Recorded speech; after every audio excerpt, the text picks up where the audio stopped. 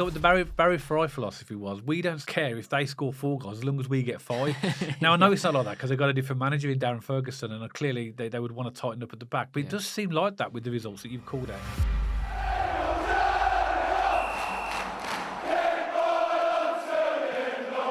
So welcome back to BCFC Royal Blue, and it really is getting exciting times now for Birmingham City supporters, because on Tuesday, if Birmingham City win against Peterborough United at Peterborough, we'll be promoted back to the EFL Championship at the first time of asking.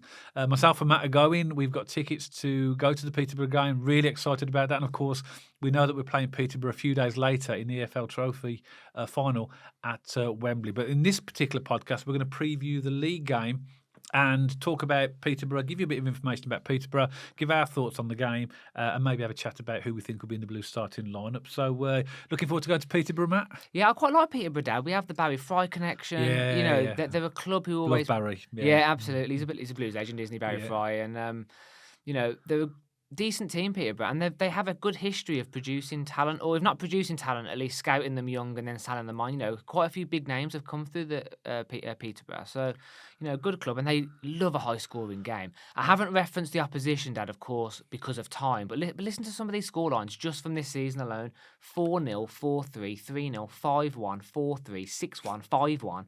3-3, 3-2, 3-0, 3-2, 4-1. I mean, that's just a snippet of a couple of the results they've had this season. And when you compare that to Blues, 2-0, 2-0, 2-0. We're quite a steady team, and Peterborough are very unpredictable. But at least you're going to get goals. The problem in scoring goals is conceding.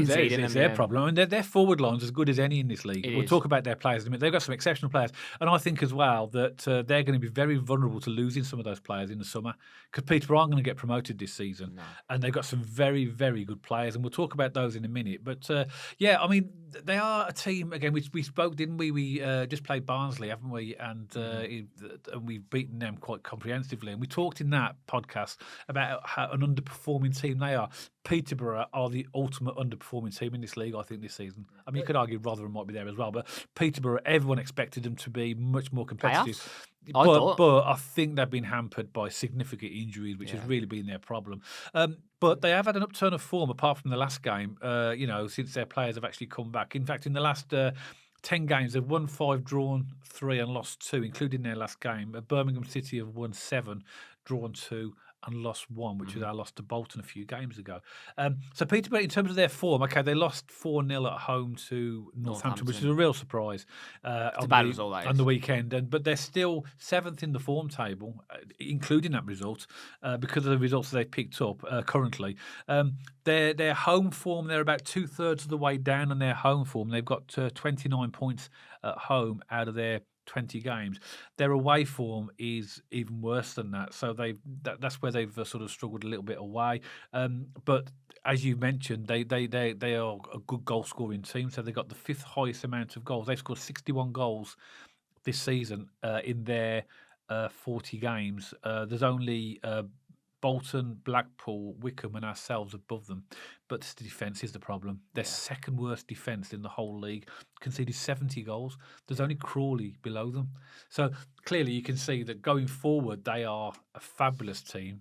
They've got a great front line, but their vulnerability and where they've been losing a lot of points is at the back. Yeah, they're the 3rd lowest of clean sheets, Dad. The only teams who have kept less clean sheets are Barnsley and Shrewsbury. That's it. So again, it's just playing into your fact that they really struggle to keep the ball out of their own net, don't they? And I think this comes from a vulnerability and lack of experience at the back. They lost a few defenders in the summer, especially that big one, a big transfer. Was it Burrows, I think it was, who used to play for them? Harrison Burrows. He went to Sheffield United, didn't he? He was a big player for them, and I think they're just lacking a bit of experience at the back. That's all it is. And that can be bought in the summer if they're willing to invest. And we can talk about their attacking players in a minute, Dad, because they are some exceptional. Poku especially is the standout, isn't he? But just a little bit of recent history between the two clubs, Dad. Last 8 matches, Blues have won 3, Peterborough have won 2, and we've drew 3. So we've been tight. We have a slightly better history against Peterborough in recent times.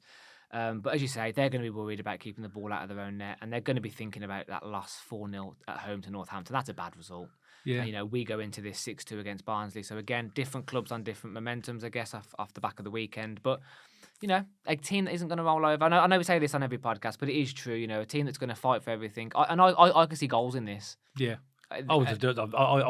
completely agree. But it reminds me of Barry Fry. This Barry Fry connection.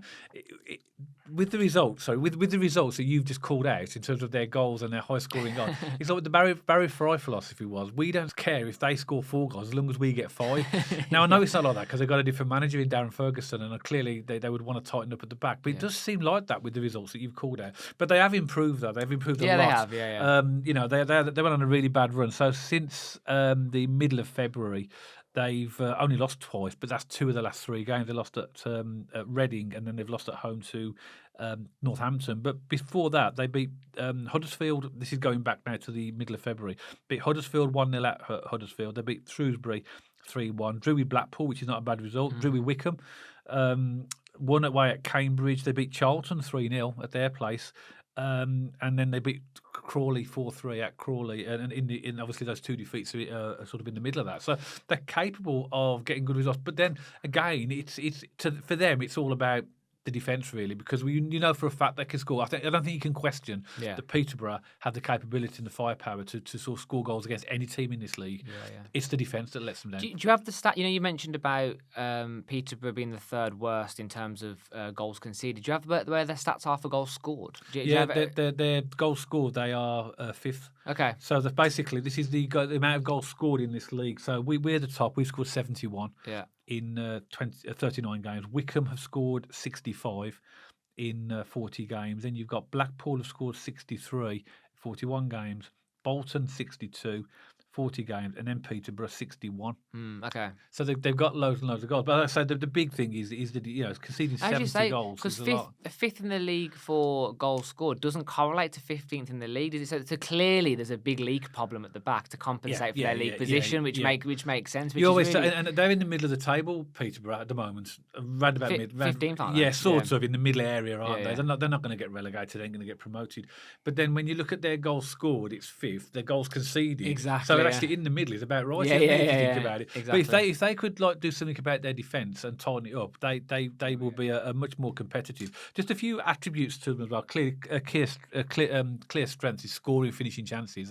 They do make the most of a lot of their scoring chances. They do like counter attacks, and that's because they've got pace. Yeah, we're gonna have to be careful of that. They also they like the through ball, so again need to be wary of that. And they have obviously clearly got weaknesses. Aerial duels, they're classified as very poor on that. Yeah. So, and I think because they're not the tallest team on average compared to almost like what we were last season. We've got quite a small team compared to other teams. Yeah. So we said that about Bristol Rovers, Dad, and they were really good in the air. It's true. Well, I mean, these are just average, stats that we get when we do our research. But of course, teams can do better than these stats, particularly when they play us as well. Stopping opponents from creating chances, so we will get chances against them. Defending against weaknesses. Defending against attacks from down the wing. Yeah, that's interesting, isn't it? Because they're good at attacking down the wing, but they're poor at defending down the wing. I think what it is, again, I can probably add a bit to that. What happens is their fullbacks are quite attacking minded, so the double edge to the sword is they can transition quick through their fullbacks. They like to go down the wings. They play balls through, but that makes them vulnerable at the back. Yeah. Hence why they probably leak so many goals. Is their fullbacks get caught up the pitch quite a lot. Again, hence why they're good at scoring goals from the wings, but they are vulnerable at conceding as well. I think, as to you, I think there's some fantastic players. A lot of championship clubs are going to be looking at these players. But just to give you some details of their top goal scorer, as we know at the moment, is Kwame Poku, and he's been out for a lot of the season. Yeah, He's got 11 goals. Yeah, he's joint top. It was a long time. Yeah. But he's their joint top scorer with Malik Mothersill, another fabulous player. He's got 11. And my favourite of theirs is Ricky J. Jones. Yeah. He's the guy who closed down Bailey Peacock Farrell when they was at our place, and obviously that scored their goal.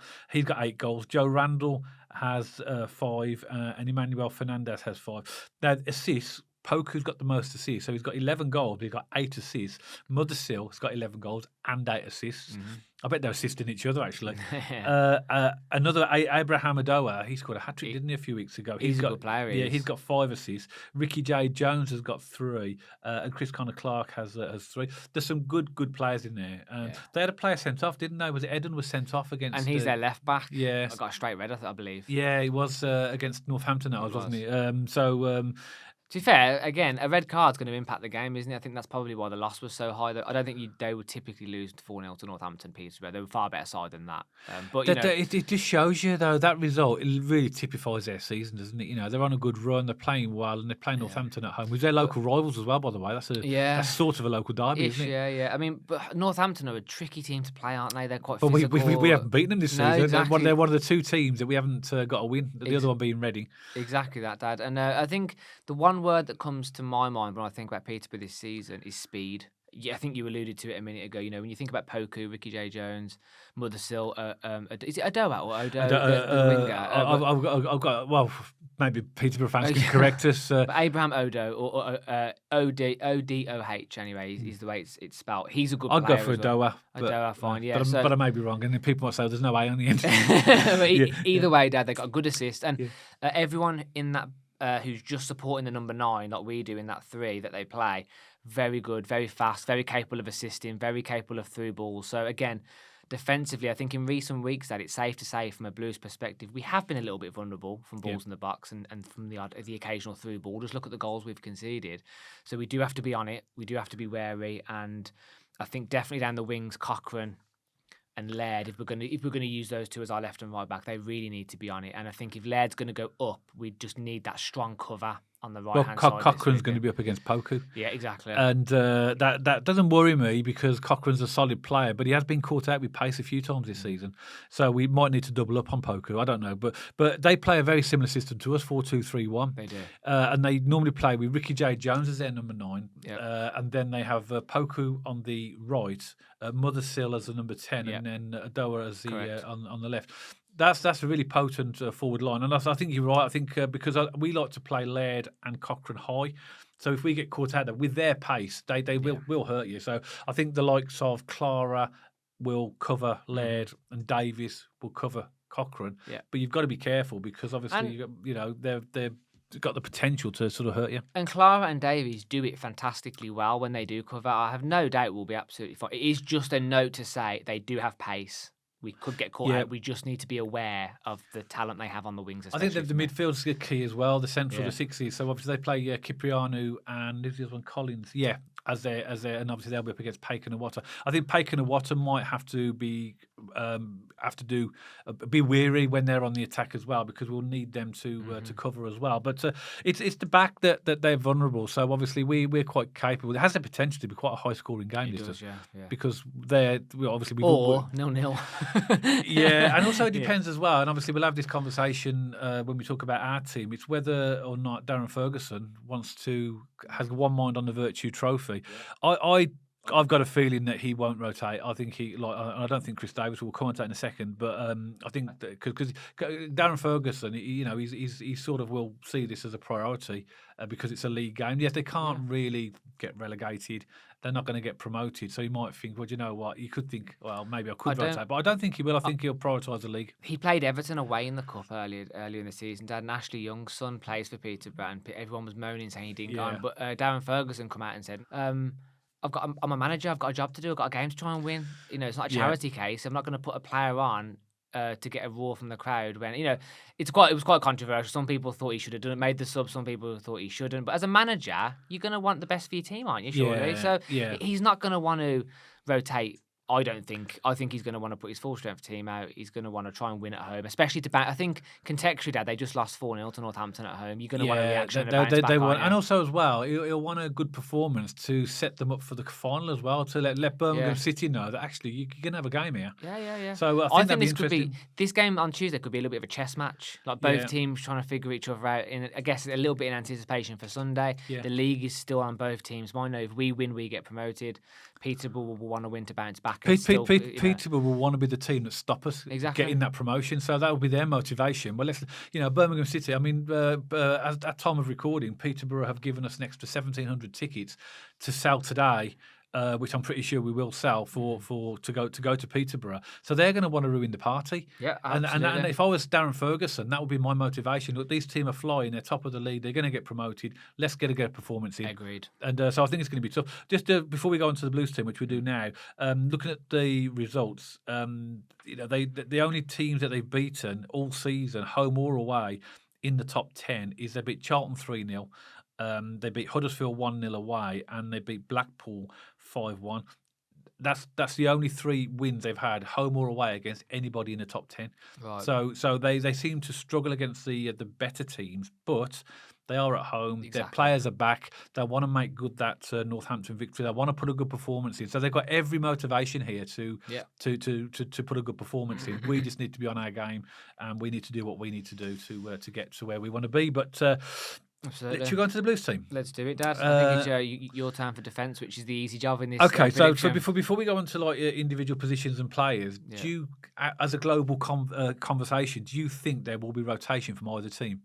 I think there'll be minimal rotation. Yeah. I think both teams are going to want to take this game seriously. We've always said that, and I think Chris Davis sees it this way, and I think Darren Ferguson sees it this way. The league's always the priority. Yeah. And don't get me wrong, I want to win the Virtue Trophy. I think it's going to be a fantastic day in Wembley. We've always said from the start, and I still stand by it. Sorry, excuse me. I'm not emotional. I got a frog in my throat. The league is the priority. Yeah, it is. It is as well. Which is why I don't think that Chris Davis will rotate. He wants to play his strongest squad.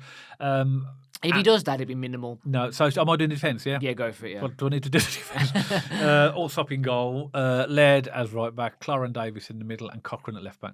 I completely agree. I think it's standard now, isn't it? That's going to be our defensive line. Okay, midfield, Dad, which I think it gets quite interesting. Maybe I've thrown a little bit of a curveball in here. Let's see what you think about my selection here. So I've gone for... Actually, I'm going to contradict myself. I have picked a team with a slight rotation. Anyway, okay. I've gone for Paik and Iwata in the sixes.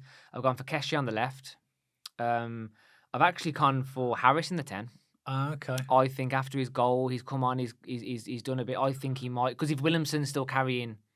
a bit of a viral injury, a viral bug or whatever it is, he's not fully fit.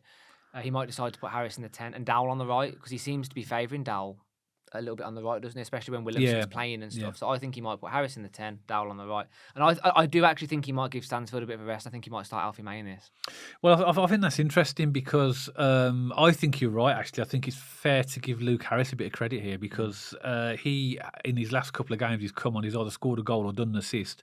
And he gives us a bit of energy, doesn't he? So I haven't really sort of factored that in. I've got him on my bench, but wouldn't be a bad shout to me to start him in the number 10. However, I've gone for a slight variation because obviously Williamson was ill, wasn't he, against Barnsley, and I'm just assuming that he's not going to be quite right. So I've basically gone for the changes that were made during the substitution. So I've gone for Stansfield on the left, Anderson on the right, Dowell in the number 10, and then I've gone for... I've gone up front, so Stansfield. Yeah, I'll go for Alfie. Alfie, man. Yeah. Okay. Because I think that for me, I think Dowell is absolute quality, and I think he gives us something different in number 10 in the number 10 position.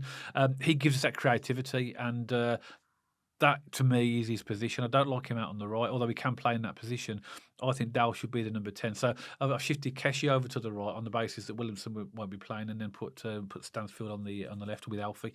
So I like your choice, actually. I do like that. I like the idea of Harris giving him a go. Yeah. I just thought to myself, if Williamson's still carrying that little bit of a viral bug and hasn't really been firing, Harris is coming on and he's firing. Why not give him a chance to start? And I think that would rest Stansfield as well, wouldn't exactly. it? And I think, Dad, we've given Harris enough flack this season. Let's give him credit when he does something. I don't think we're giving him flack. Not flack. Okay, that's a little bit harsh, but we've called out the performances that haven't quite been to the level we've expected. Let's call it that then. So I think he deserves the credit when he does do well, and I think he's earned his place as a star, in my opinion. Yeah, anyway, that's my thoughts. I think so as well. But I don't think Chris Davis. We've always expected him in previous games to do a bit of rotation. I don't think we do. I think once we do get over the line and we get promoted, and maybe we've won the league, I think we might start to see a little bit of rotation, because he might want to look and see what players can do for next season. It might help him to make decisions about whether he wants to keep them or whatever. So I think that'll happen, but not at the moment. So that's the team that we both think. So I wonder what you think, Blues fans. Let us know. But what about a score prediction, Matt? So I've been torn about this one. Sometimes, Dad, I'll be doing a score prediction. I think, I usually pick it quite quickly. Okay, well, usually it's 2-0 Blues, isn't it? That's normally I'll go to score prediction this season.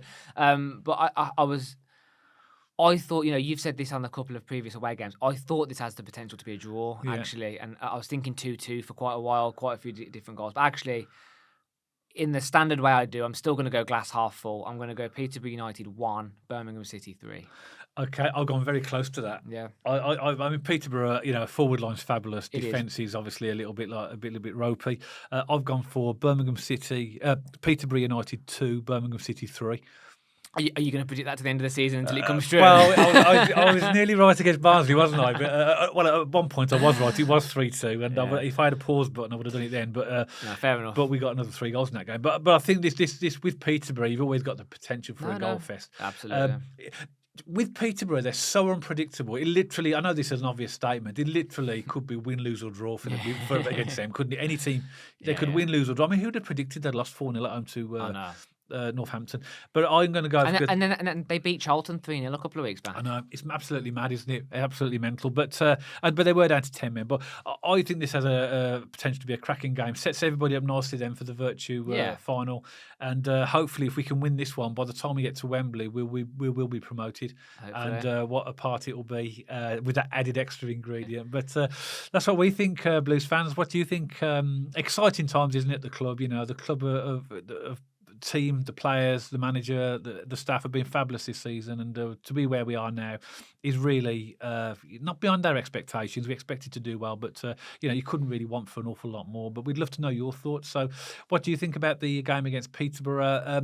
Not about the Virtue final. We're going to do a preview video for that later in the week. But this is about the league game. What's your thoughts on the starting lineup for Birmingham City? What do you think the score will be? Let us know in the comments below. If you're a Peterborough fan, we're going to get to know you quite well over the next couple of games. We'd love to have your comments as well about your team and what you think the result will be in this game and what your thoughts are just generally about your club. Add your comments below as well, because we welcome comments from fans from the opposition team. If you did like this podcast, as always, don't forget to give us a thumbs up. And if you haven't checked us out on our social media channels already, then pop along to our X page and our Instagram page. And if you like to watch or listen to your podcast on Spotify, you'll also find us on there as well. And you'll see the handles appearing on the screen for all of these channels right now. If you haven't subscribed to the channel already and you'd like to, then please press the subscribe button. And if you'd like notifications every time we put a new podcast out, then hit the little bell icon next to the subscribe button, and then you'll get a notification on your device, your laptop, or wherever you use each time we publish a new podcast. So that's it for this podcast. Hope you've enjoyed it. And myself and Matt will see you on the next one, all about Birmingham City.